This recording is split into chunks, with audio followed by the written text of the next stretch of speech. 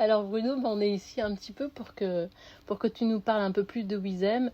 Et ça fait longtemps, des années que tu as pensé à ce projet-là. Et on serait content de savoir d'où ça t'est venu, comment ça a émergé en toi au travers de ta vie. Merci beaucoup pour cette question. En fait, je l'attendais depuis très très longtemps, cette question. Je ne sais pas si on a plusieurs heures devant nous, parce que c'est un peu long quand même. C'est un itinéraire de 25 ans. Je crois que j'ai été, comme un bon nombre de personnes, un élève dit normal dans une école ordinaire. Scolarité dans le primaire, dans le collège, dans le lycée. Et puis presque naturellement, il m'a semblé que c'était logique de devenir prof après. Et donc j'ai commencé dans un établissement où je suis resté 11 ans, longtemps, à Albert Demain, à Nogent-sur-Marne, école privée sous contrat, parce qu'il y avait beaucoup de liberté. Et j'ai fait pendant quelques années ce métier de professeur dans une école élitiste. Et c'était un univers dans lequel j'ai trouvé ma place et j'étais bien avec des élèves merveilleux avec lesquels je suis toujours en contact. Et un élève m'a dit, ça fait donc 40 ans qu'on est en contact aujourd'hui, s'il ne rajeunit pas lui. Et cet univers me semblait l'univers dans lequel j'ai toujours évolué en fait. Et ce qui m'interrogeait progressivement, c'est que il fallait que je déploie de plus en plus d'énergie pour qu'ils ne s'ennuient pas. Et pour qu'aussi je ne m'ennuie pas à les ennuyer. Je m'apercevais, et c'est quand même les années 90, ça, donc c'est pas si récent, je m'apercevais que ça paraissait de plus en plus artificiel. Faire un cours de français, un cours de maths à 8h15 le matin en parlant de Marot, ou de Clément Marot, de Dubélé, de Rimbaud, il fallait développer une énergie gigantesque que même moi, je n'avais pas forcément envie.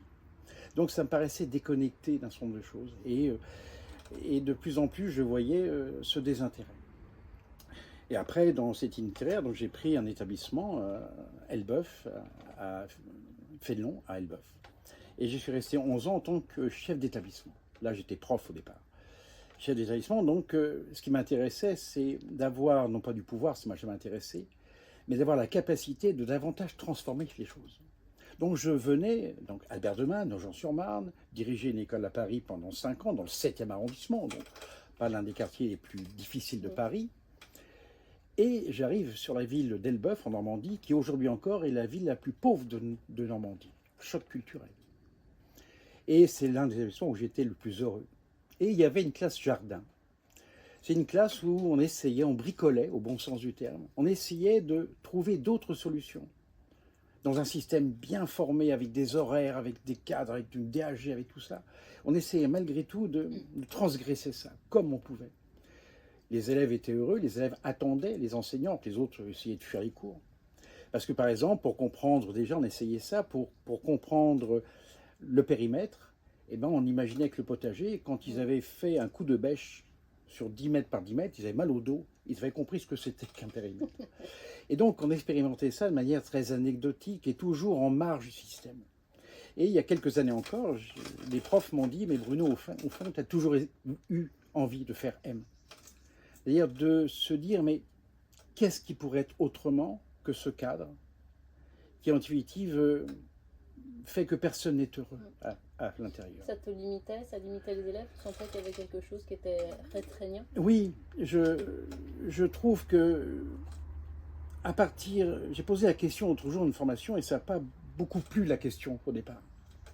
J'ai demandé aux enseignants du primaire à quel moment ça devenait ennuyeux.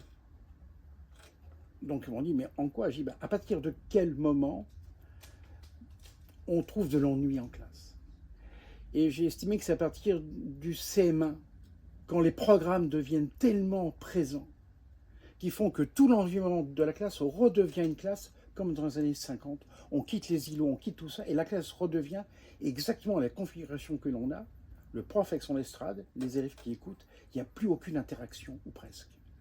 Et donc, de plus en plus, la société bougeant, moi-même bougeant, les élèves bougeant, je trouvais cet artifice de plus en plus insupportable. D'autant plus qu'entre-temps, la science avance, la pédagogie avance, les sciences de l'éducation avancent, et on découvre qu'il y a des symptômes qu'on ne connaissait pas. À l'époque, quand j'étais môme, moi, les TDA, les 10, on ne savait pas ce que c'était. On disait juste, c'est que tu écris mal, tu ne sais pas écrire, rien. Et on ne les scolarisait pas. Donc progressivement, ce qui paraissait normal est apparu de plus en plus anormal. Comme je dis souvent, mettre 30 élèves dans une classe de 50 mètres carrés et de faire que les cours se succèdent, trouver ça normal est apparu de plus en plus surprenant. Surprise d'autant plus accentuée qu'il y avait de plus en plus d'élèves qui rentraient dans l'école, on orientait moins, on orientait plus tard, et puis qu'est arrivée cette superbe idée de on doit inclure, on ne doit plus être dans l'intégration mais dans l'inclusion, qui fait qu'est arrivé encore en plus un public sur lequel on n'était pas préparé et qui nous a amené à repenser complètement les fondamentaux. Et donc il ne s'agissait plus à mes yeux à ce moment-là de dire comment je peux faire, mais il est impossible de faire dans cet environnement-là. Parce que c'est tellement coincé, tellement marqué, tellement normé, que le terme même d'inclusion m'est apparu un terme qui est un paradoxe qui enferme. Comment imaginer accueillir tout le monde quand on sait qu'inclure, c'est enfermer dedans? Donc c'est ce paradoxe-là qu'il fallait résoudre.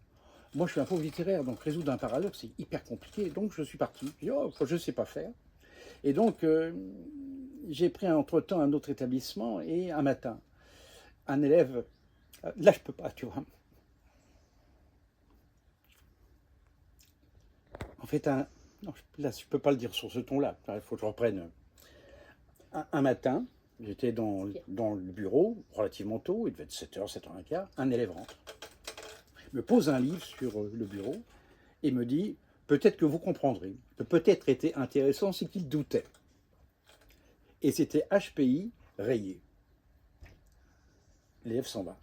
Un établissement, il y avait plus de 1000 élèves dans le collège. Donc je demande à la CPE, ce qu'on appelle le CPE, responsable de cycle, donnez-moi les trombinoscopes pour voir qui est cet élève-là. Il était en 5e. Hugo, je demande qu'il vienne me voir, ses parents viennent me voir, repéré au potentiel intellectuel, 142 QI, etc. 6 de moyenne, il y a une sorte de paradoxe là aussi. Bon. Et on a essayé de trouver solution avec l'équipe éducative. Et on n'y est pas arrivé. On n'y est pas arrivé parce que c'était compliqué, mais aussi parce qu'il était difficile de vouloir y arriver. Ça remettait tellement de choses en cause que c'est sans doute pas l'élément qui a déclenché, mais c'est sans doute ce moment-là où je dis ce n'est plus possible parce qu'on n'y arrivera pas. Donc je dis souvent, et une amie très proche se moque un petit peu de moi, je dis, moi je suis quelqu'un dans la norme, enfin bon, pas plus, pas moins. Bon. Et je n'ai pas imaginé M pour régler un problème à moi. Je n'ai pas imaginé M pour régler le problème de mon fils. J'ai imaginé cela comme un professionnel qui se dit, ça ne marche pas là. Il faut trouver réponse pour que ça marche autrement. Et donc c'était souvent ce que je dis, c'est pas l'école autrement, c'est autrement que l'école. Il a fallu détricoter tout.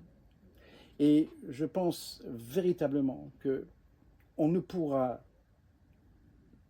être dans une vraie réponse au savoir. Éviter l'ennui, éviter la phobie scolaire, éviter tous ces ravages quand même de l'école, aussi bien des parents, des familles, des professeurs, de tous les cadres éducatifs, des enfants, enfin tout le monde est en grande souffrance quand même. Eh bien, on ne pourra modifier ça, non pas à la marge, non pas en modifiant, non pas en faisant l'école autrement, mais en faisant autrement que l'école, en imaginant qu'est-ce qui peut être fait autrement que ça.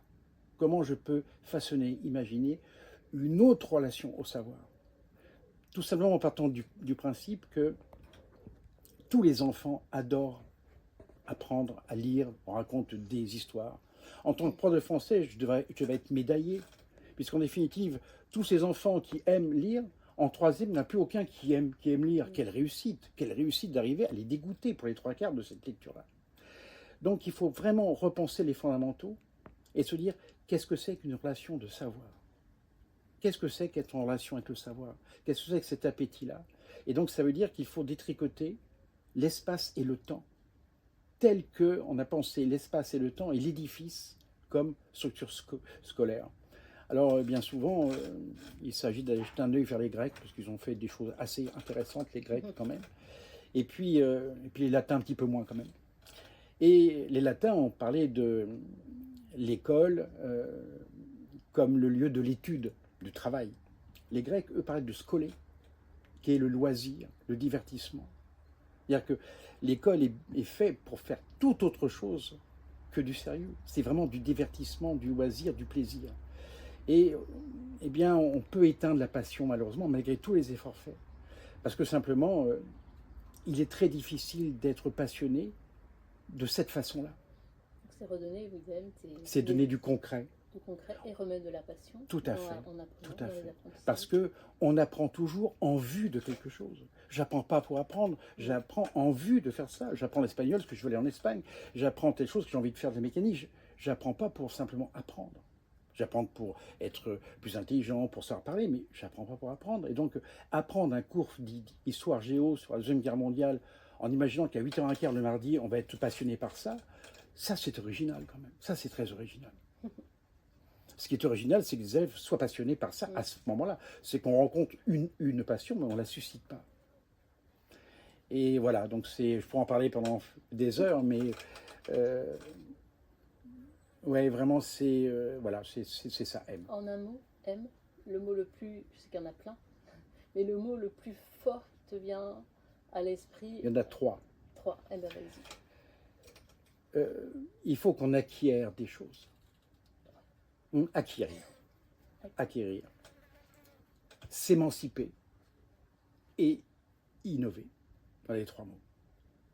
Et c'est des 3 mots quand même, je ne me suis pas inventé, je me suis inspiré de Grothendieck là-dessus. Le passer outre. Comment en fait je passe outre ce que je sais. Et que je réinterroge ce qui paraît une évidence. Et bien souvent, parce qu'on est prisonnier de cet habitus, etc., on pense depuis quelque chose de pensée. Et il faut essayer de s'extraire de ça. Et de penser avant la pensée. Qu'est-ce que c'est que ce que je pense qui n'existe pas encore? Et c'est ça de placer l'adverbe avant. C'est de se dire, c'est quoi ça? Et peut-être que des inventions sont toujours été comme ça, en posant des questions naïves. Et alors, M, c'est quoi? C'est une expérience de pensée. Et j'aime beaucoup cette expérience de pensée. Qu'est-ce qui se passe quand il se passe ça? Et qu'est-ce qui se passe si on faisait ça? Et donc, je me suis mis dans un coin pendant 3-4 mois, puis j'ai écrit un bouquin sur M qui sert à mettre des roulettes sous les meubles. Je suis dans un coin. Mais ça, c'est les fondamentaux. Et après, il a fallu aller un cran plus loin encore. C'est-à-dire que je crois, et ce sera peut-être un deuxième événement sur lequel on aura à rediscuter, c'est qu'une fois qu'on a posé le constat que ça ne va pas, tout le monde le partage. Et on peut rester sur le constat, et c'est très réconfortant. Derrière, il faut dire quelle réponse j'apporte à ça. Et M a l'ambition humble d'être une réponse. C'est-à-dire qu'il faut réorganiser le temps, l'espace, le ration de savoir. Enfin, il faut faire une nouvelle proposition. Il ne s'agit pas de dire simplement ça ne va pas. Il s'agit de dire qu'est-ce que je propose qui peut être contredit, qui sera contredit, qui sera opposé. Ça, c'est la réflexion éducative scientifique. On fera un conseil scientifique pour travailler là-dessus. Qu'est-ce qui se produit là? Et l'idée, c'est de faire émerger une toute autre relation. Voilà. Merci Bruno. Voilà, merci beaucoup. C'est une petite question et une réponse assez brève au fond, hein, quand même.